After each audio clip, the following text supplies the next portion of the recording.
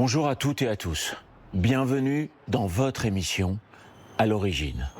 Aujourd'hui, nous allons vous faire vivre un événement exceptionnel. Le premier salon du vin cachère. Mais surtout, vous faire découvrir cet univers qui est un univers très particulier. Pourquoi un vin doit être cachère? Comment le devient-il? Quel est son rôle dans la tradition juive et quels sont les avertissements que les textes nous donnent? Pour commencer, je suis avec le président du consistoire central et le président de la Fondation du patrimoine juif de France, Elie Korchia, qui est à l'initiative de cet énorme événement. Bonjour Elie. Bonjour Steve. Pourquoi avoir voulu créer ce salon du vin cachère et dans quel but? Ça fait déjà plus d'1 an que j'avais cette idée. Après mon élection, j'avais souhaité, comme vous le savez, qu'on puisse initier en France des événements qui n'ont jamais existé à grande échelle. Ça a été le cas de Yom Rashi à Troyes, la journée du judaïsme français, autour de laquelle nous avons fait une émission. L'université d'été du judaïsme français qu'on a créée à Marseille tout d'abord et à Nice en cette année 2025. Et là, je voulais proposer le premier grand salon du vin cachère. Il y a déjà eu des tentatives dans le passé, mais un premier grand salon du vin cachère à l'échelle nationale, avec des cépages qui viennent du monde entier, de France bien évidemment, d'Israël, mais de plein de pays à travers le monde qui vont être exposés, des grands crus. Et puis aussi quelque chose qui me paraissait essentiel, et c'est pour ça que j'ai voulu le faire, l'organiser avec l'Union culturelle juive de France et la Fondation du patrimoine juif de France, effectivement sous l'égide de la Fondation du judaïsme français. J'ai voulu qu'il y ait un caractère totalement aussi culturel, parce que c'est la culture que nous allons voir ici. On va découvrir ce qui se passe dans les régions, dans les cépages. On va traverser des pays différents. On va avoir des stands qui vont nous amener dans différentes contrées. Et surtout, on va découvrir aussi des hommes et des femmes qui, tout au long de l'année, sont des passionnés du vin. Alors il y aura aussi, bien évidemment, des grands rabbins et des rabbins qui nous diront pourquoi c'est important et combien c'est important dans le judaïsme de consommer du vin cachère. Quelle est la production qui permet la surveillance, qui permet aussi dans le judaïsme d'avoir du vin cachère et pourquoi c'est important. Ce n'est pas juste comme ça une bénédiction qu'on dirait sur une production de vin. Non, c'est tout un processus et on va expliquer cela avec des spécialistes. Et puis un pont qui me paraissait essentiel en tant que président du consistoire et de la Fondation du patrimoine juif de France. Je vous parlais de cet aspect culturel fondamental. C'est une grande manifestation culturelle juive aujourd'hui. C'est le pont entre des gens qui sont dans le vin cachère et des gens qui viennent du monde de la gastronomie, de la haute gastronomie et de l'œnologie française. Et je vais avoir le plaisir de recevoir tout à l'heure Bernard Neveu, le chef sommelier exécutif du groupe Alain Ducasse dans le monde, accompagné de son chef sommelier. Et c'est important aussi d'avoir des hautes personnalités du monde non cachère qui viennent découvrir le vin cachère, son univers. Et effectivement, ils vont aussi apprendre beaucoup de choses. Et il y aura des masterclass, des ateliers, de l'œnologie. Et je ne m'attendais pas à autant de participants, autant de gens qui s'inscrivent dans cet événement. Ça montre qu'on avait besoin aujourd'hui, avec les différentes surveillances, les différentes certifications, pour montrer que nous sommes là dans l'unité les uns avec les autres. On va pouvoir effectivement avoir ce regard sur le monde et avoir ce regard sur le vin cachère qui me tenait à cœur. Parce que vous savez, depuis 20-25 ans, la filière du vin cachère, l'importance du vin cachère, la diversité est énorme. Il y a eu un énorme développement et il n'y avait jamais eu un grand événement français qui puisse montrer tout cela et c'est l'objectif de ce premier grand salon du vin cachère. On sait que pour tous les amateurs de vin et tous ceux à venir, c'est un art, c'est un plaisir, mais c'est aussi par rapport au vin un symbole dans le judaïsme. Il n'y a rien comme fête qui se fête sans vin. C'est un symbole très important. Évidemment, c'est pour ça aussi que nous aurons des grands rabbins, des rabbins qui viendront durant toute cette journée. Pourquoi? Parce que c'est aussi important de rappeler ce rôle fondamental dans le judaïsme qu'est le vin. Et effectivement, je pense que ce premier grand événement à l'échelle nationale qu'est ce salon du vin cachère, ça montre aussi l'importance du vin et cette notion de partage qu'il y a dans le judaïsme. Et c'est pour ça aussi que ça me tenait à cœur de le faire avec tous ces participants différents les uns des autres, mais qui montrent, vous le savez bien, ce mélange essentiel aujourd'hui entre le culte et la culture, entre le cultuel et le culturel. Et c'est d'autant plus important après l'été que nous avons passé, qui était un été extrêmement difficile pour la communauté juive française. Vous le savez. C'était important aussi qu'on démarre cette rentrée avec un événement qui soit un événement fédérateur et positif autour de ce salon du vin cachère. Écoutez, on a le soleil, On a les gens qui sont au rendez-vous. On a ce qu'on appelle des grandes pointures pour nous expliquer toute la contenance et tout le travail qu'est le vin cachère. Et on a de nombreuses personnes qui attendent déjà pour faire le tour des stands qu'on va faire ensemble. Allons-y et d'emblée, merci pour toute cette innovation qui montre à quel point la communauté juive de France est ouverte, tolérante et a envie de partager ses traditions et sa culture. Allons-y ensemble. Merci.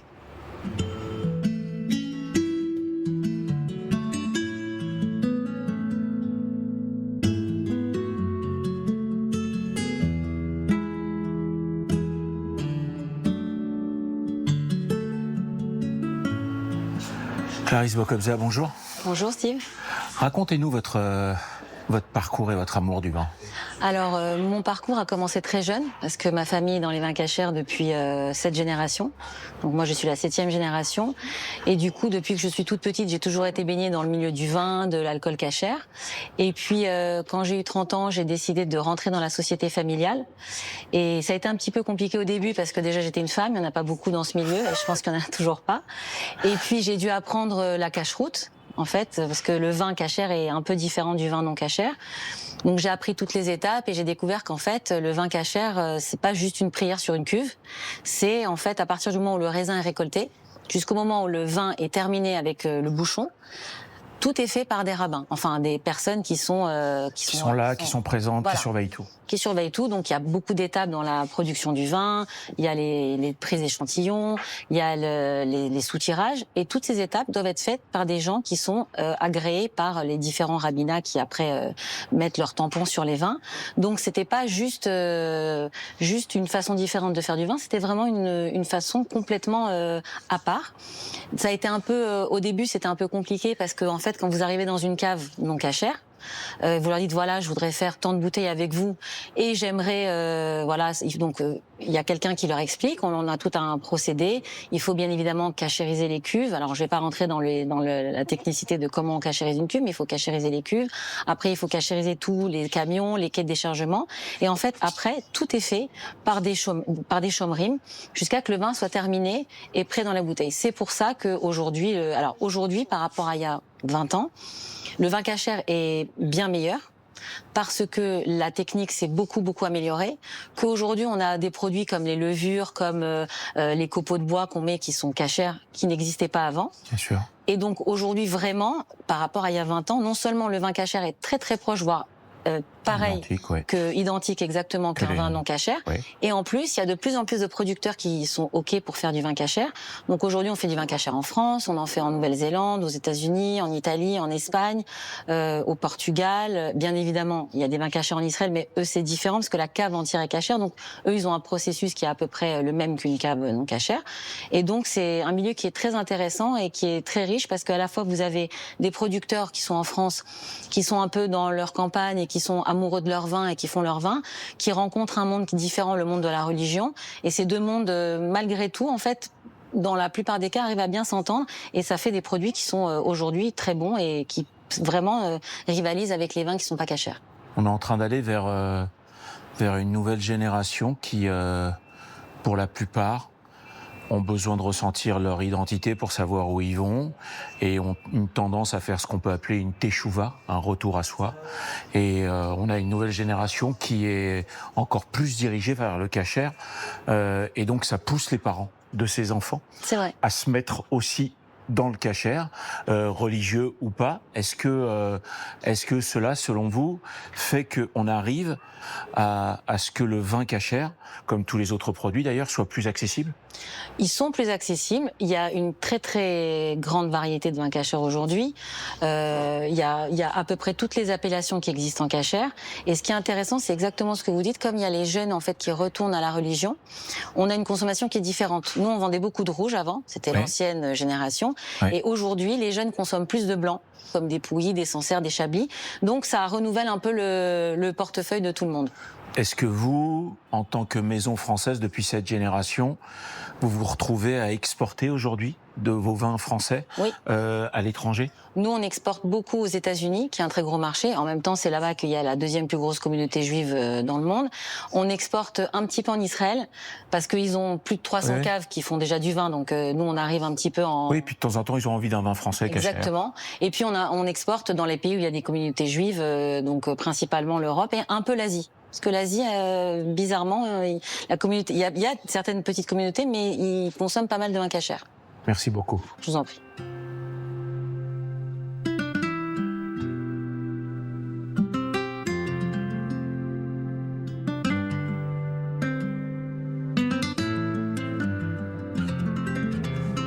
Dans le judaïsme, le vin est lié à la sacralité et à la sanctification. J'ai l'honneur d'être avec le grand rabbin de France, Chaim Corsia, pour revenir sur l'histoire de la vigne et du vin dans l'histoire du peuple juif et dans la Bible. Bonjour Chaim Corsia. Bonjour. La vigne et le vin sont cités près de 300 fois dans la Torah. Quelle est pour vous la première référence et qu'est-ce qu'elle nous dit ? Il y a beaucoup de références dans la Bible, mais j'en vois une qui est évidente, c'est Noé.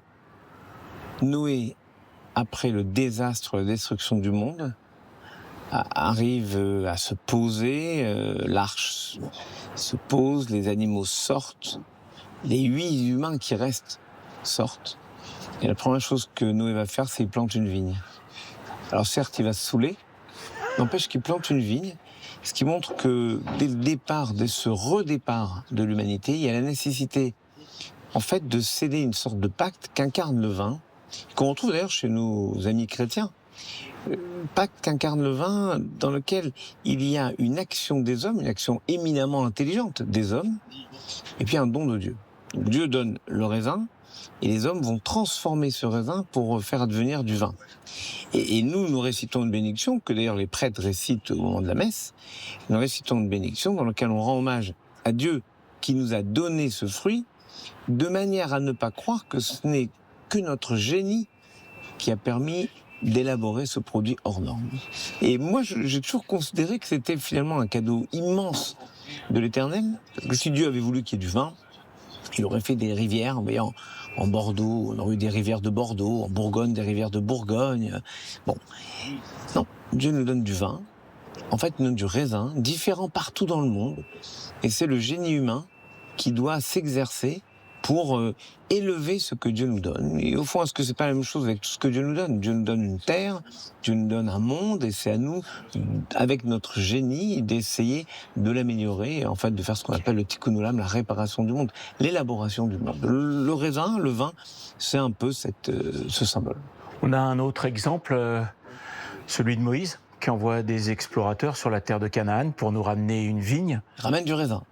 Elle ramène du raisin, des grenades, il ramène des fruits immenses. Alors c'est vrai qu'on a toujours symbolisé cela avec une immense grappe de raisin qui vient, mais c'est évidemment quelque chose lié à la sacralité aussi de la Terre Sainte. Et donc le vin, le raisin est l'un des 7 fruits, produits sacrés particulièrement symboliques de la terre d'Israël. Et oui, il y a aujourd'hui dans nos foyers la sanctification du Shabbat par le vin. C'est avec la bénédiction sur le vin que nous débutons le repas du Shabbat, vendredi soir et samedi midi. La consommation du vin n'est donc pas interdite dans le judaïsme. Non, sûrement pas, mais avec modération. Mais c'est aussi au moment du mariage. Au moment du mariage, Toutes nos fêtes, les bénédictions sont récitées sur 2 coupes de vin. Au moment de la circoncision, juste après la circoncision, il y a une bénédiction et on donne le nom du bébé sur une sanctification du vin. Comme si toujours il fallait dire, mon Dieu, même si on a l'orgueil d'avoir le bonheur d'avoir un enfant, même si on a le bonheur de se marier, on n'oublie pas que c'est toi qui nous donnes tous les potentiels. Ne pas interdire, c'est aussi faire face à la responsabilité. Ben c'est d'ailleurs la première chose que va faire Noé. Il va planter une vigne et il va mal gérer ça. Il va mal gérer ça, c'est-à-dire qu'il va sombrer dans l'ivresse. Et donc, le principe, c'est ne faites pas comme ça. Il y a une seule fois, et c'est très intéressant, une seule fois dans tout notre calendrier que nous gérons l'impossible. C'est la fête de Pourim, dans lequel on doit boire, disent les textes, jusqu'à mélanger celui qu'on doit maudire et celui qu'on doit bénir. Et c'est une façon de dire, ça existe, hein. Vous pouvez vous perdre avec le vin, faites-le une fois, pour ne pas le faire les 363 autres jours de l'année. En fait, arrêtez de croire qu'en disant on fait pas, on fera pas. Il faut laisser une soupape, c'est une journée où tout est possible. C'est le principe d'ailleurs du carnaval, qui a été transcrit dans nos sociétés occidentales. Donc il y a une journée, la journée de Pourim, où on dit on va pouvoir même maudire Mardoché et bénir Aman, le méchant. Oui. Parce que perdu dans le vin, comme finalement parfois nos sociétés se perdent dans des idées tellement fausses qu'elles en viennent à bénir ce qui doit être maudit et maudit ce qui doit être béni, mais pour savoir justement contrôler tout le reste de l'année. On dit que la vigne est un symbole de richesse et de paix. Est-ce que ce serait pas par métaphore aussi un symbole de patience et de temps passé?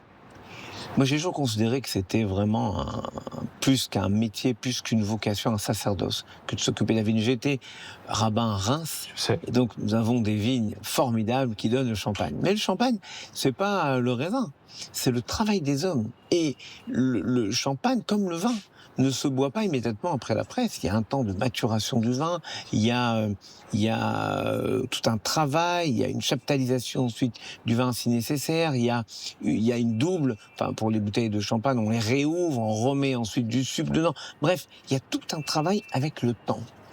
Et au fond, vous vous dites, là je fais et j'espère. Le Talmud dit, les gens les plus confiants en Dieu sont les paysans. Ils bêchent, ils préparent le terrain, ils plantent et ils attendent que Dieu fasse pleuvoir quand il faut. Pas trop tôt, pas trop tard, pas trop de froid, pas trop de chaud.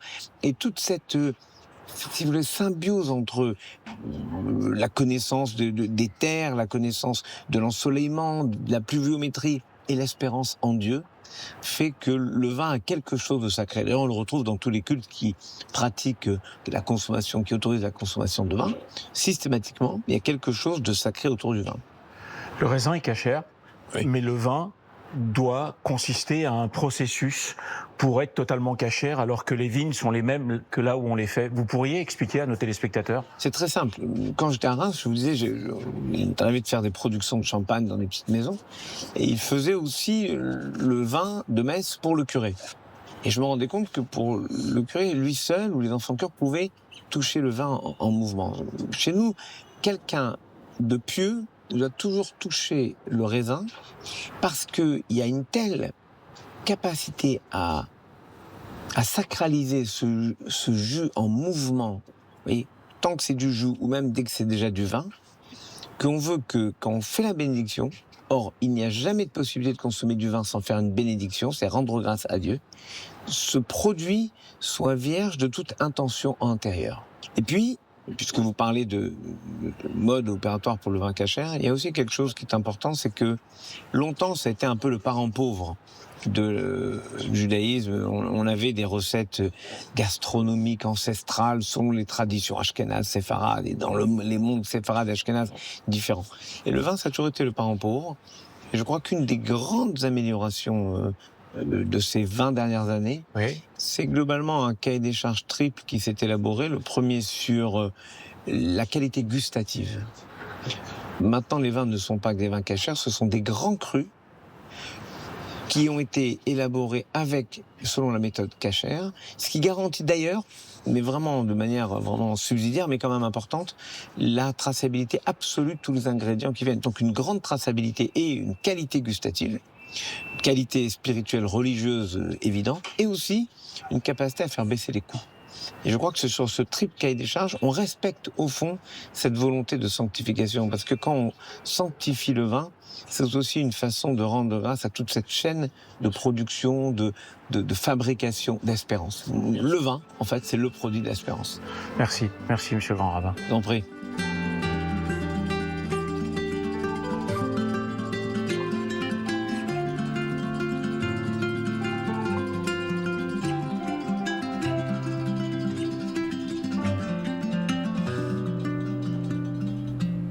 Cette première table ronde, nous l'avons ici organisée avec un événement de marque, un événement prestigieux que je voudrais remercier, que vous allez pouvoir entendre, qui est Bernard Neveu, le chef sommelier du groupe Alain Ducasse pour la France et le monde, qui m'a tout de suite donné son accord lorsque je l'ai invité à participer à ce salon du vin cachère, en me disant je vais apprendre plein de choses.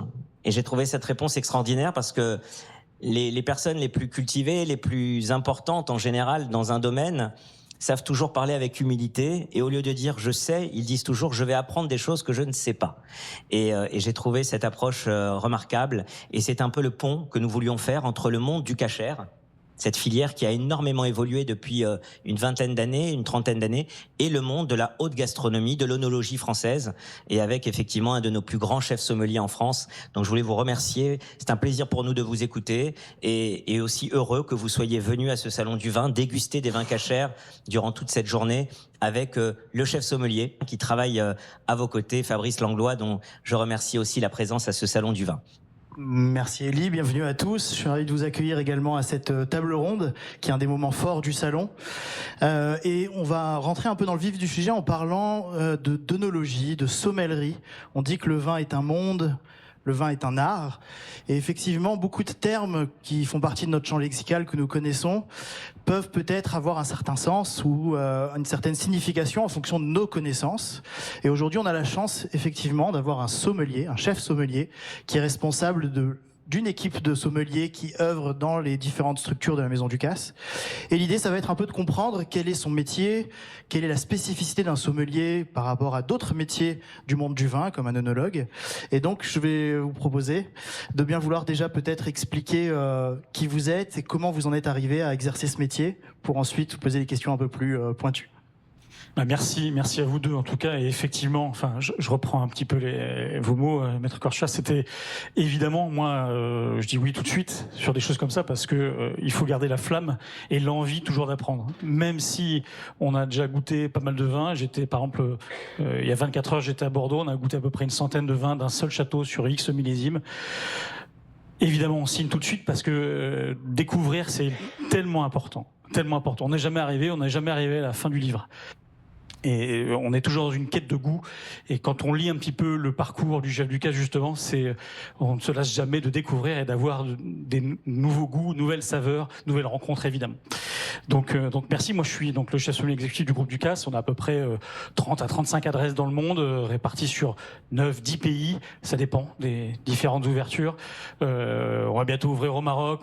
Je m'envole au Japon en décembre pour une nouvelle ouverture. On a à peu près moi j'ai une trentaine de sommeliers en France, également la même chose à l'international. Donc c'est vrai que ça fait toujours pas mal de monde à biberonner, ou en tout cas à chapeauter, à driver, à donner une ligne de conduite pour pouvoir aller toujours au-delà et finalement faire grandir le vin, les producteurs et in fine ceux qui remplissent nos restaurants, vous.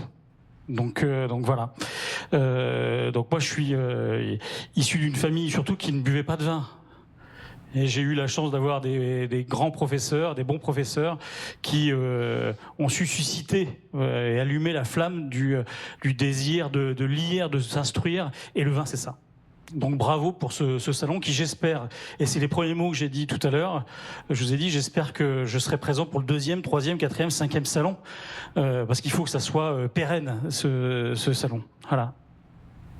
Alors, un sommelier officie dans une salle à manger de restaurant, en règle générale, plutôt dans un restaurant à vocation gastronomique, mais pas que. Un sommelier peut être aussi une double casquette, comme un maître d'hôtel ou un chef de rang qui peut avoir en tout cas des connaissances et qui va en fait faire le pont entre la part de la production, le producteur, le vigneron et donc le client final, pour agrémenter au meilleur moment, en fonction des desiderata et des plats surtout qui ont été choisis par le client, le meilleur vin au bon moment pour la votre personne. C'est ça ce qu'est un bon sommelier. C'est définir le moment opportun pour ouvrir tel et tel flacon. Est-ce que vous voulez dire qu'il n'y a pas de différence entre un vin cachère et un vin non cachère du même terroir ? Oui, je vais reprendre le premier exemple. Le premier vin que j'ai pu déguster, donc, qui était ce Sancerre, donc un domaine que je connais bien. J'y suis allé plusieurs fois et sont vraiment des gens qui sont passionnants et passionnés.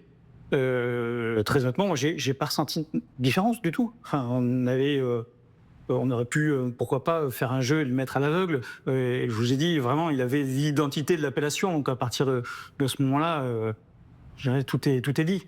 On a une intensité aromatique qui est là, typique, classique d'un joli Sauvignon, qui sont toujours très parfumés et qui surtout, ce qui est intéressant aussi, ont une très belle longévité. Donc pour moi, il n'y avait pas de nuance.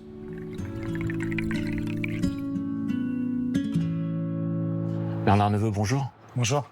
Vous êtes au salon du vin cachère, vous venez de faire une table ronde, vous venez d'expliquer le parallèle entre le vin cachère et le vin qui ne l'est pas.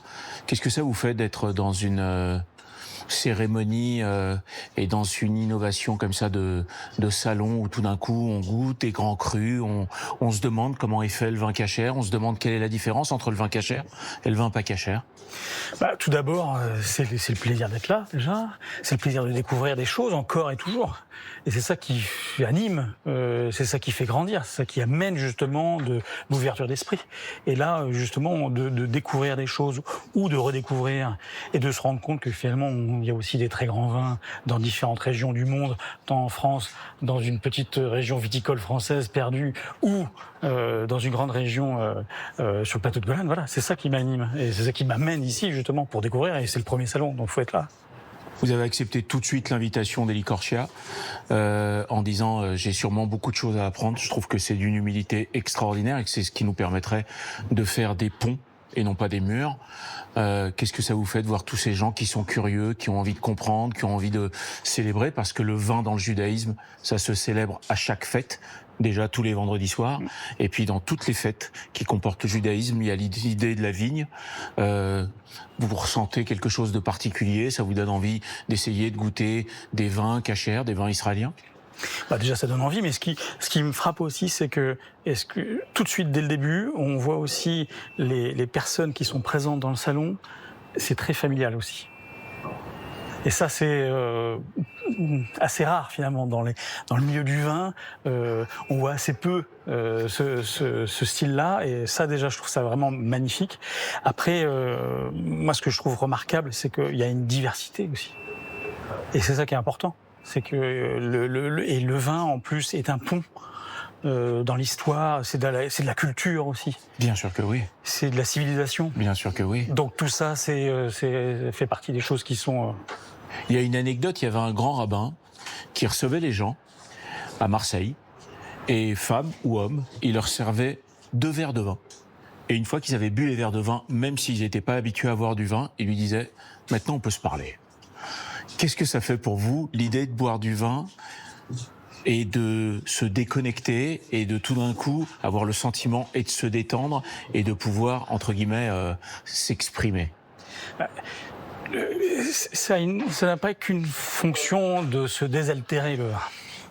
C'est aussi, finalement, ça fait fonctionner aussi la cervelle. Et c'est tellement important de se cultiver et d'avoir de partager des moments comme ça. Moi, chaque fois que je goûte un vin, je goûte, je me mets dans la tête de celui qui l'a fait. Je voyage en me disant tiens, à tel endroit, oui, j'y suis allé. Ah non, j'y suis pas allé. Il faudrait que j'y aille. Voilà, c'est des choses comme ça. C'est ça la magie du vin. Merci pour votre présence en tout cas. Plaisir. Merci beaucoup.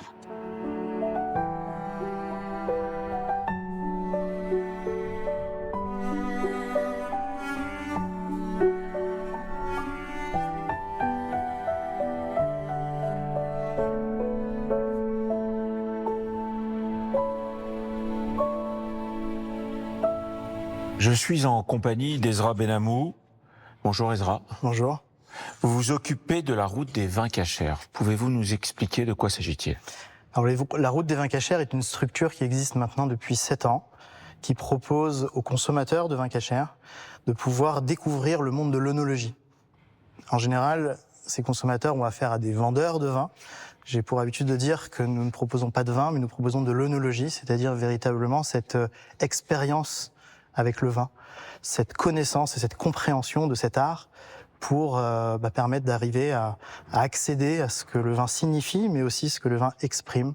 Et donc, plusieurs programmes ont été montés, des programmes œnotouristiques, donc des routes des vins cachers, dans le Bordelais, en Alsace, dans le sud de la France, et des programmes de formation qui permettent aux gens qui y adhèrent, qui intègrent ce type de programme, d'apprendre les outils et les codes qui permettent d'arriver à accéder à ces connaissances et à tout cet art. Et sur cette route des vins cachers, il y a encore des régions qui ne font pas de vins cachers? Bien sûr. Alors en France, on a les plus grands terroirs, les plus grandes appellations, les AOC, qui produisent les grands vins français, qui produisent souvent toutes plus ou moins de vins cachers. Il y a de plus en plus de vignobles qui s'y mettent. On retrouve principalement les vins de Bordeaux, qui sont les vins les plus demandés au monde, donc qui sont distribués et qui concentrent la plus grande quantité, le plus grand nombre de vignobles qui produisent du vin cachère. On a, en fonction des années, entre 50 et 100 vignobles par an qui produisent différentes cuvées. Ensuite, en France, on retrouve surtout en Provence énormément de vignobles qui produisent des rosés cachers. Et on en retrouve un peu dans le reste de la France, en Bourgogne. Récemment, on a de plus en plus de Bourgogne qui produisent de vignobles bourguignons qui produisent des vins cachers. Dans la Loire, en Alsace, historiquement, fait partie des terroirs qui produisent les plus anciens vins cachers de France. Et puis dans les autres régions qui continuent à exister, que ce soit dans le Jura, que ce soit dans les Côtes-du-Rhône également. Mais ça va bien au-delà. En Europe, il y a beaucoup de beaux terroirs qui produisent des vins et qui permettent aux dégustateurs de vins cachers de pouvoir les connaître. Et ces dégustateurs de vins cachers sont de plus en plus curieux à découvrir de nouveaux cépages, de nouvelles bouteilles, de nouvelles régions. Alors plus que de découvrir de nouveaux vins ou de nouveaux cépages, de nouvelles régions, c'est surtout comprendre de nouvelles notions ou de nouvelles expériences à travers les vins qu'ils connaissent déjà. On n'est plus sur cette approche-là. Que ce soit à travers des parcours œnotouristiques qu'on propose dans le cadre de la route des vins cachers, qui existent à Bordeaux, en Provence, en Alsace, mais aussi à travers des formations qu'on dispense. On a créé des clubs d'œnologie cachère, qui sont des véritables écoles d'œnologie avec différentes années de formation. Les gens se réunissent une fois par mois, ça termine même par un examen avec une dégustation à l'aveugle, une remise de diplôme pour vraiment faire comprendre aux gens qui s'y forment qu'ils ont pu accéder à un véritable savoir sans peut-être qu'ils s'en rendent compte et qu'ils puissent eux aussi à leur tour le transmettre. C'est ce qui se passe, les différents clubs qui se sont développés avec le temps, ce sont d'anciens élèves qui ensuite sont passés au niveau professeur et continuent ce qui a été initié au départ. Merci. Oui, de rien. Merci Ezra Benhamou, merci pour le travail que vous faites. Je pense qu'il est d'abord pédagogique et qui nous permet d'apprendre et de rentrer dans cet univers magnifique qu'est le vin. Tout à fait. Merci beaucoup. Avec plaisir, merci. Daniel Ifla, appelé Osiris, né à Bordeaux en 1825 d'une modeste famille juive bordelaise. Il deviendra rapidement un brillant financier. Sa passion pour la France et sa fervente pratique de la tzedaka feront de lui l'un des plus grands mécènes de l'histoire française. Il construira des crèches, des abris pour les réfugiés, des monuments, un pavillon à l'hôpital de la Pitié-Salpêtrière, où achètera et restaurera des biens voués à la démolition, comme le château de Malmaison, qu'il offre ensuite à l'État français. Il construira près d'une dizaine de synagogues en France, en Tunisie, en Suisse. Amoureux des vins, il acquiert en 1876 le domaine d'un des plus grands crus français. À sa mort, il le lèguera à l'État et fera de l'Institut Pasteur son légataire universel. L'idée serait de comprendre un petit peu quel est le métier d'un producteur, qu'est-ce que c'est qu'être un producteur à Sauternes, et éventuellement comment se déroule une vinification cachère pour un producteur à Sauternes. Alors, je vous montrerai tout à l'heure une ou deux images. Je vous disais que Sauternes, c'est 1% de l'appellation Bordeaux, 0,01% de l'appellation de la production mondiale. Déjà, Sauternes, c'est une magie de la nature. C'est quelque chose qui rend très humble Sauternes, tout simplement parce qu'on travaille avec un champignon qui s'appelle le Botrytis cinerea. Ce champignon, il faut savoir qu'il est combattu par 99,9999% des vignerons dans le monde. C'est ce qu'on appelle communément en fait la pourriture grise. Et à Sauternes, en fait, on a des conditions microclimatiques où cette pourriture grise en fait devient pourriture noble. En fait, on a une humidité le matin, des brouillards, des brumes en fait qui vont venir installer, ils vont permettre permettre d'avoir ces petites gouttelettes d'eau qui vont se déposer sur le champignon, sur le raisin. Et en fait, ce champignon va commencer à attaquer le raisin. Il va le rendre poreux. Et ensuite, il y a du soleil et du vent qui apparaissent vers 11h, 11h30 du matin. Et là, la magie opère. Le champignon s'est développé et il va commencer à sécher, se déshydrater et tout simplement, en fait, concentrer tout le potentiel aromatique du raisin. Donc, forcément, le sauterne, c'est uniquement du raisin liquoreux. Le problème de ce champignon, c'est qu'il est très capricieux. Il va venir attaquer que des bouts de grappe. Donc en fait, on va venir ramasser que le bout de grappe qui est attaqué par le champignon. On va attendre 2-3 jours, des fois 2-3 semaines, en fonction des conditions. Et on va venir déshabiller en 2, 3, 4, 5, 6, jusqu'à 7 fois, rang par rang, des fois grain par grain, venir prendre uniquement les raisins botrytisés. Tout à l'heure, je vous montrerai une petite image. Sur les vendanges cachères, alors... Je vais commencer par une petite expérience ou boutade. Juste pour vous qu'on dit, en 2014, donc c'est notre première année cachère et on reçoit donc un rabbin qui arrive. Et à l'époque, on avait une assistante maître de chez féminine qui donc et le rabbin serre la main à tout le monde sauf à la dame. Et puis ça, voilà, de suite ça nous a mis dans le contexte en disant, alors il nous a de suite expliqué que voilà pourquoi il le faisait, mais on s'est retrouvé, on s'est dit bon voilà, on a affaire quand même à une certaine voilà tradition qu'il va falloir respecter. Aujourd'hui, après quelques vinifications, c'est quelque chose qui est beaucoup plus maîtrisé. On voit que, comme dans tout, j'allais dire, mise en place de projet, c'est la communication. Et c'est vrai qu'avec Clarisse et avec Bocopsa par la suite, on a trouvé un vrai relais. Nous, notre objectif principal, c'est que quand on met l'étiquette sur une bouteille, en fait, ça doit faire honneur à ce classement de 1855 et que ce terme de qualité soit identique ou presque par rapport au grand cru non cachère. Alors ça implique sur Sauterne certains ajustements parce que nous on utilise 3 cépages, on a différents lots, je vous ai expliqué, on fait 3, 4, 5 vendanges, donc on essaye d'optimiser des fois en se disant bon ce jour-là on fait que du cachère, des fois on n'y arrive pas. Pourquoi ? Parce que le botrytis, donc c'est pour ça qu'on n'a pas fait sur certains millésimes, on n'a pas pu en faire chaque année. Si on considère qu'en fait le vin n'est pas à la hauteur de l'image du grand cru, on ne fait pas du vin cachère.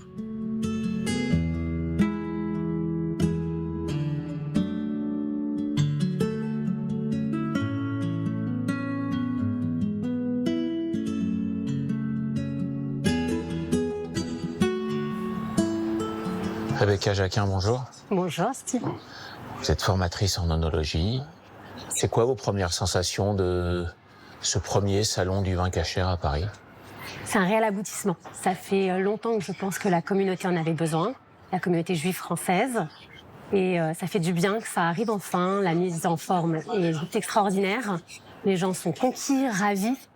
On a tous les ingrédients pour que ce soit juste une très belle journée qui perdure dans le temps. Selon vous, ils comprennent mieux la spécificité qu'il y a entre l'idée de que c'est un vin cachère, pourquoi un vin cachère, comment les machines sont nettoyées la veille ? Alors, je dirais pas que tout est compris aujourd'hui. Aujourd'hui, le but est de donner le maximum d'informations, de transmettre l'envie de savoir, l'envie d'apprendre. Et après, il y a plein de choses toute l'année qui sont organisées pour pouvoir plus apprendre et aller faire le tour, faire de l'œnotourisme, faire partie de clubs d'œnologie et d'œnophilie pour pouvoir découvrir et apprendre. Mais c'est donner vraiment les prémices et l'envie d'apprendre. C'est quand même impératif pour eux, en fait, de trouver le sens pourquoi de famille en famille on boit cachère, la différence que ça a, et qu'aujourd'hui, tout d'un coup, on arrive dans le cachère à avoir des grands crus qui ont le même goût, avec des grandes années, avec un vin qui peut être même accessible. Tout à fait. En 10 ans, il y a eu un vrai changement de l'écosystème du vin cachère. Il y avait de vraies différences. J'ai pu connaître dans le passé le vin non cachère. J'ai arrêté il y a une dizaine d'années. Et du coup, j'ai pu, au fur et à mesure des 10 dernières années, voir l'évolution. Et c'est juste extraordinaire.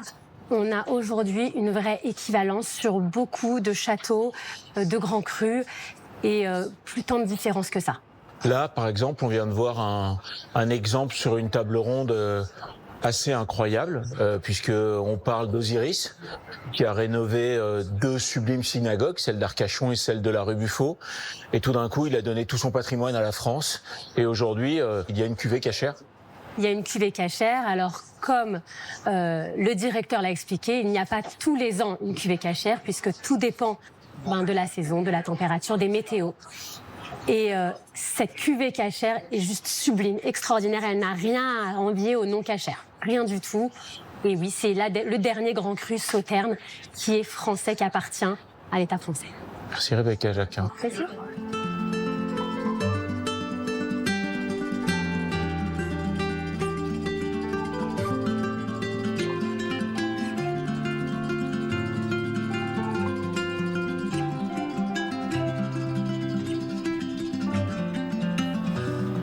Après cette longue journée incroyable, j'ai le plaisir de retrouver Élie Korchia en haut de ce bâtiment sublime à Levallois pour faire un petit débriefing de ce qui s'est passé aujourd'hui.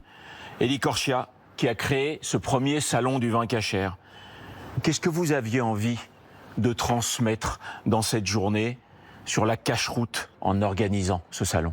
D'abord montrer comment le vin a un rôle très particulier, unique dans le judaïsme, et comment il fallait valoriser, pourquoi aussi il fallait valoriser cette filière du vin cachère qui s'est métamorphosée dans notre pays en France depuis 20-25 ans.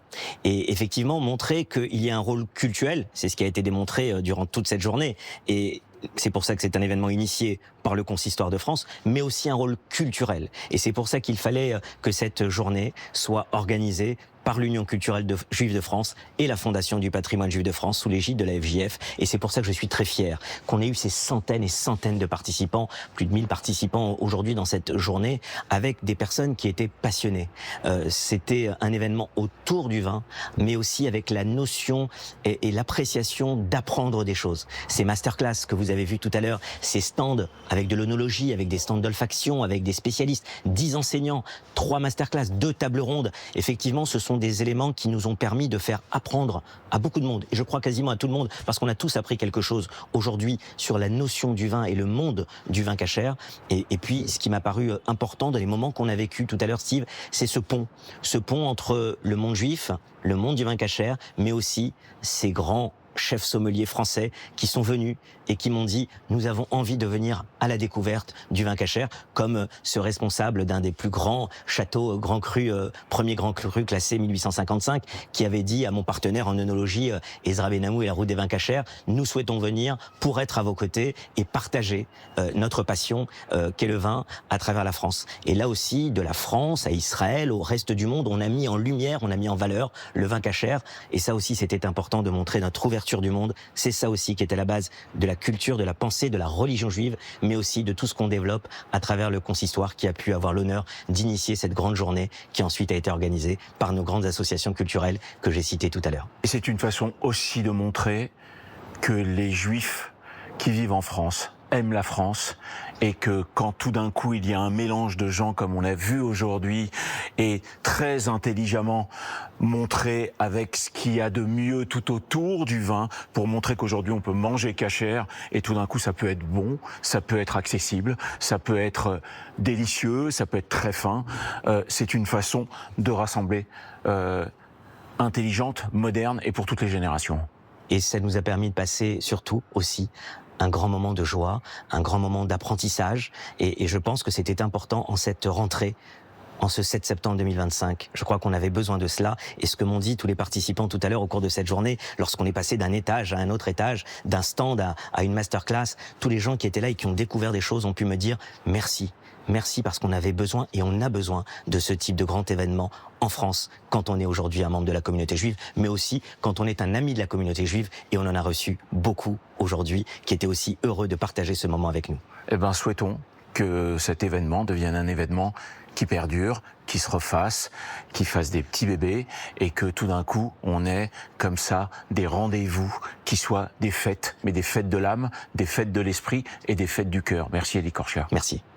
Merci à toutes et à tous de nous avoir suivis. Je vous souhaite un bon dimanche, une bonne semaine. Prenez soin de vous et à très bientôt.